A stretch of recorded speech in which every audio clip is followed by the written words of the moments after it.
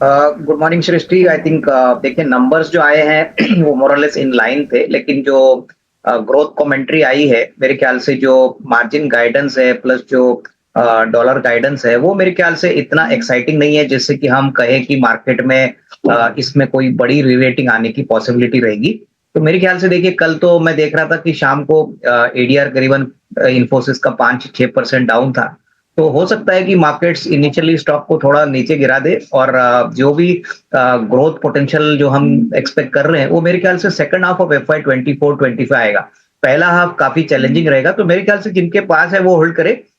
But fresh खरीदार खरीदने के लिए कोई बड़ा ट्रिगर नहीं है जिससे कि स्टॉक में कोई बड़ी अपसाइड एटलीस्ट नियर टर्म में आए। तो I think at best it will be a market performer, but definitely results have been slightly below expectations on the growth commentary, because growth commentary अभी भी म्यूटेड ही लग रही है। ग्रोथ को लेके अभी भी मैनेजमेंट कॉशियस लग रहा है, और यही बात शायद मार्केट को अच्छी नहीं लगेगी, और शायद सुबह स्टॉक थोड़ा वीक ही खुलेगा। नहीं, बिल्कुल डिम्पी, देखिए ये बिज़नेस एक ऐसा बिज़नेस है जहाँ पे कॉम्पिटिशन लिमिटेड है, और ये स्केलेबिलिटी और फ्यूचर का जो रनवे है ग्रोथ को लेके वो बहुत सिग्निफिकेंट है। हम देख रहे हैं कि एयर ट्रैवल अभी ज़्यादातर लोग पसंद करते हैं क्योंकि टाइम की बचत होती है, प्लस फेयर्स भी काफ़ी कॉम्पिटिटिव हो चुके हैं। तो कहीं न कहीं मुझे लग रहा है कि एविएशन बिज़नेस को अगर हम देखें तो उससे भी कहीं बेहतर ये कंपनी है, क्योंकि इंफ्रास्ट्रक्चर बहुत बड़ा रोल एविएशन में प्ले करता है।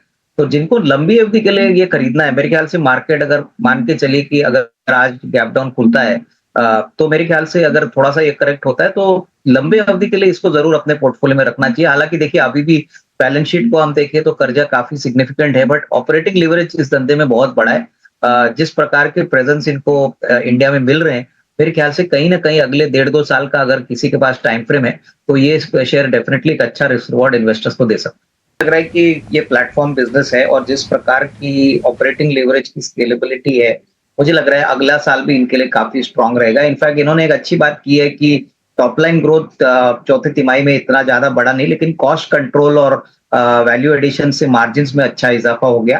तो मुझे लग रहा है कि देखिए अगर आपका नजरिया कम से कम 6-12 मंथ्स है, तो मुझे लग रहा है कि यहाँ से भी एक 10-15% की मूव बनेगी। काफी नए प्रोडक्ट्स पे काम कर रही है, और मुझे लग रहा है कि जिस प्रकार का ट्रैक्शन हमको आने वाले साल में दिखाई देगा नए प्रोडक्ट्स प्लस एग्जिस्टिंग प्रोडक्ट्स से, कहीं ना कहीं प्लेटफॉर्म बिजनेसेस मार्केट को भी पसंद है, और यहाँ पे ऑपरेटिंग लिवरेज का भी एक पोटेंशियल इस कंपनी में है। तो आई वुड सजेस्ट दैट थोड़ा सा डिक्लाइन पे ये खरीदिए, बट डेफिनेटली करीबन 1150-1200 ये लेवल्स पॉसिबल लग रहे हैं, अगर होपफुली एफवाई 25 में भी बिजनेस ट्रैक्शन कंटिन्यू। नहीं, बिल्कुल देखिए शॉर्ट टर्म में तो डेफिनेटली नेगेटिव सरप्राइज है, क्योंकि थोड़ा बहुत कॉर्पोरेट गवर्नेंस का भी इशू है। बट आपको याद होगा कि जब भी नेस्ले का मैगी नूडल्स का मामला हुआ था, तभी तो सिचुएशन और भी खराब थी। तो मुझे नहीं लगता है कि इससे कोई ये सिचुएशन उतनी खराब है, और मुझे लग रहा है कि हो सकता है कि शॉर्ट टर्म में अगले 2-3 हफ्ते के लिए स्टॉक अंडर परफॉर्म करेगा, बट बाद में जैसे मैनेजमेंट रेक्टिफिकेशन मेजर्स अनाउंस करेगा, मेरे ख्याल से देखिए लंबी अवधि के लिए ऐसे शेयर्स में आपको निवेश करने के ये मौके आपको मार्केट देता है। आपको लॉन्ग टर्म पिक्चर देखना है, क्योंकि कहीं ना कहीं देखिए सेरेलैक एक काफी बड़ा बेबी फूड प्रोडक्ट मार्केट में है। वो डेफिनेटली अगर इंप्रूवमेंट करते हैं तो मार्केट इसको डेफिनेटली सेंटिमेंटली एक बूस्टर शॉट समझेगा। थोड़ा सा समय अंडर परफॉर्मिंग जरूर रहेगा, लेकिन लॉन्गर टर्म के लिए जिनको अपने पोर्टफोलियो में ऐड करना है, ये बहुत ही अच्छा विकल्प है अगले 1.5-2 साल की। क्योंकि मेरे ख्याल से आज पहला चरण है, तो मार्केट भी थोड़ा सा इंतजार करेगा। बट कहीं ना कहीं मुझे लग रहा है कि आने वाले हफ्तों में जैसे जैसे ये इलेक्शन का शेड्यूल कंटिन्यू होता है, आपको खबरें आएंगी कि कहाँ पे रूलिंग पार्टी स्ट्रांग है, कहाँ पे कांग्रेस या opposition market share vote share करेगा। बट ओवरऑल मुझे लग रहा है कि मार्केट में वॉलेटिलिटी बढ़ेगी। देखिए जब भी इलेक्शन होते हैं, और मेरे ख्याल से ऐसे इलेक्शन का शेड्यूल चलता है, तो कहीं ना कहीं वॉलेटिलिटी काफी शार्प होती है, both on the upside and downside. आज के पहले दिन के रिजल्ट्स के मेरे ख्याल से अनुमान आपको शायद संडे को या अगले हफ्ते मिलेंगे, तो थोड़ा बहुत इंतजार करिए, तभी मेरे ख्याल से वॉलेटिलिटी प्ले आउट होगी। आज तो पहले इलेक्शन का शेड्यूल कंप्लीट होने के बाद ही हमको असेसमेंट होगा कि किस प्रकार का ट्रेंड मार्केट वोटिंग के पैटर्न में देगा।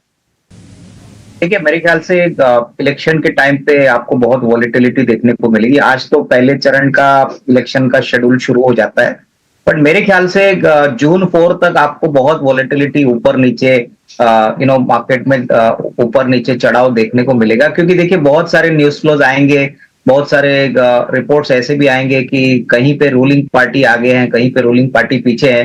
प्लस जियोपॉलिटिकल जो सिचुएशन है वो भी थोड़ी सी फ्रेजाइल है। हमने इजराइल इराक का जो मामला देखा है वो अभी काफी आगे कैसे बढ़ता है वो भी मार्केट्स क्लोजली वॉच करेगा। प्लस ओवरऑल मुझे लग रहा है कि जिस प्रकार का रुपया का वीकनेस हो गया है वो भी एक फैक्टर है जो मार्केट्स को थोड़ा सा वोलेटाइल और थोड़ा सा in the near term weak रखेगा। तो ये सारे फैक्टर्स प्ले आउट होंगे। तो मेरे ख्याल से देखिए इंडेक्स को हम ज्यादा फोकस नहीं करेंगे, हम स्टॉक स्पेसिफिक रवैया अपनाएंगे। आपने सही कहा कि अच्छी कंपनी अगर अच्छे वैल्यूएशन पे मिलती है तो हम इंडेक्स को बिल्कुल नहीं देखेंगे, क्योंकि होपफुली इलेक्शन होने के बाद इकोनॉमिक जो प्रोग्रेस है, नया बजट आएगा, वो सारा मेरे ख्याल से ये दर्शाता है कि मार्केट्स आने वाले दिनों में अच्छी तरह से आगे रिलेट होगा। तो I think better to be stock specific rather than index specific, और यही मेरे ख्याल से रिटेल इन्वेस्टर के लिए अच्छी स्ट्रेटेजी रहेगी। ठीक है, तो ये रहा आज का पहला स्टॉक आपके लिए। अविनाश जी, आपके सूची में पहला स्टॉक कौन सा होगा? पूजा, मेरा पहला स्टॉक डिफेंस सेक्टर से होगा। हमको कोचिन शिपयार्ड की कंपनी काफी पसंद है। देखिए, बीजेपी के मैनिफेस्टो में भी आया कि वो शिप बिल्डिंग इंडस्ट्री को काफी फोकस देने की बात कर रहे हैं, और ये बहुत ही बड़ा सेक्टर है। यहाँ पे कोचिन शिपयार्ड की बात करें तो करीबन 4,000 करोड़ की ऑर्डर बुक है। इस साल हमारा मानना है कि कम से कम 600 करोड़ का प्रॉफिट इस साल आएगा, और आने वाले साल दैट इज FY25 के लिए हमारा मानना है कि कम से कम 730-750 करोड़ का प्रॉफिट आएगा। देखिए, सबसे बड़ी बात, रेवेन्यू विजिबिलिटी इस कंपनी की बहुत स्ट्रांग है। प्लस अभी इंटरनेशनल मार्केट्स में भी ये बिल्ड कर रही है। डोमेस्टिक मार्केट्स में तो इनके पास काफी अच्छे ऑर्डर्स है। तो हमारा मानना है कि करंट प्राइस से अच्छी खासी कमाई यहाँ पे आपको मिल सकती है। करीबन 1,300 रुपए का हमारा नियर टर्म का टारगेट है, तो इसमें एक निवेश बन सकता है। और डिफेंस, मुझे लगता है जब नई गवर्नमेंट बनेगी, नई बजट अनाउंस होगा, तो डिफेंस को लेके वापस बड़े अनाउंसमेंट्स आने की उम्मीद है, क्योंकि ये मल्टी ईयर थीम है। तो कोचिन शिपयार्ड, टारगेट प्राइस करीबन 1,300, करीबन 8 से 12 में।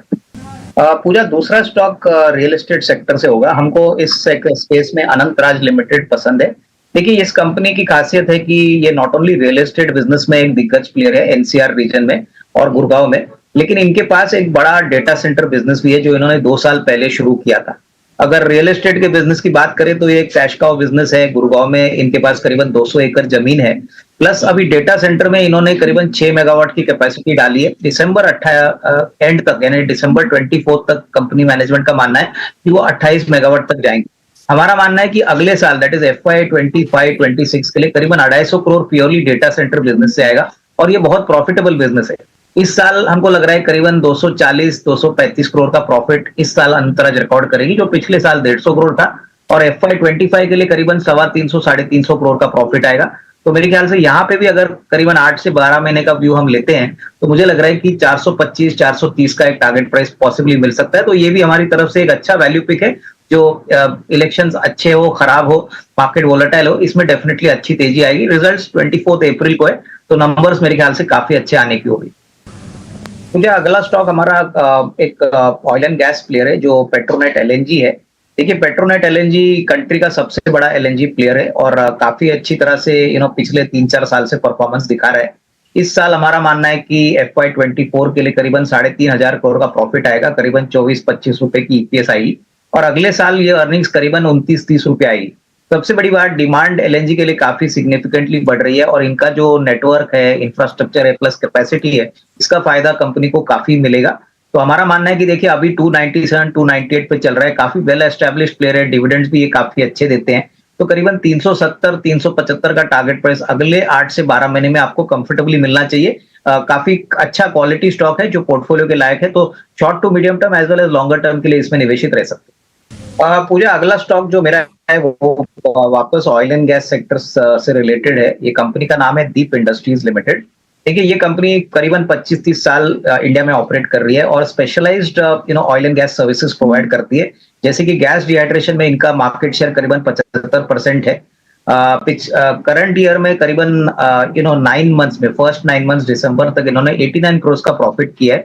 हमको लग रहा है कि पूरे साल के लिए करीबन 415-425 करोड़ का रेवेन्यू आएगा, 120-125 करोड़ का प्रॉफिट आएगा। अगले साल करीबन 160-65 करोड़ का प्रॉफिट आएगा। अभी इस कंपनी में जो 2 बड़े ट्रिगर्स है, एक वो ये है कि इन्होंने डॉल्फिन ऑफशोर नाम की एक कंपनी खरीदी थी। ये सिख कंपनी थी, लेकिन अगले साल से कंपनी का मानना है कि ये प्रॉफिटेबल बनेगी और करीबन 70-75 करोड़ का रेवेन्यू रिकॉर्ड करेगी। सबसे बड़ी बात, डॉल्फिन ऑफशोर के पास 100 करोड़ के टैक्स लॉसेज है, तो मुझे लग रहा है कि अगले साल इनको काफी बड़े टैक्स ब्रेक्स भी मिलेंगे।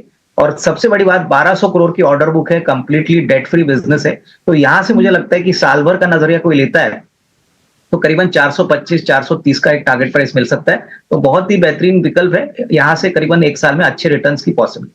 आखिरी स्टॉक जो मुझे पसंद है वो पीएसपी प्रोजेक्ट्स है। देखिए ये काफी वेल एस्टैब्लिश्ड ईपीसी कंपनी है गुजरात से। 4,500 करोड़ का ऑर्डर बुक है और इस साल हमको लग रहा है करीबन 165-70 करोड़ का प्रॉफिट आएगा। तो करीबन 42-43 रुपीस की अर्निंग्स आएगी। कंपनी की मैनेजमेंट की कमेंट्री पोस्ट Q3 नंबर्स बहुत ही स्ट्रांग थी। इनको कॉन्फिडेंस है कि इलेक्शंस के बाद और थोड़े ऑर्डर्स आने की उम्मीद है। तो करीबन 55 रुपए का अर्निंग FY25 के लिए आने की उम्मीद है। तो मुझे लग रहा है कि इवन करंट लेवल पे अगर कोई खरीदता है तो 6 से 12 महीने में करीबन 775-780 का टारगेट प्राइस पॉसिबल।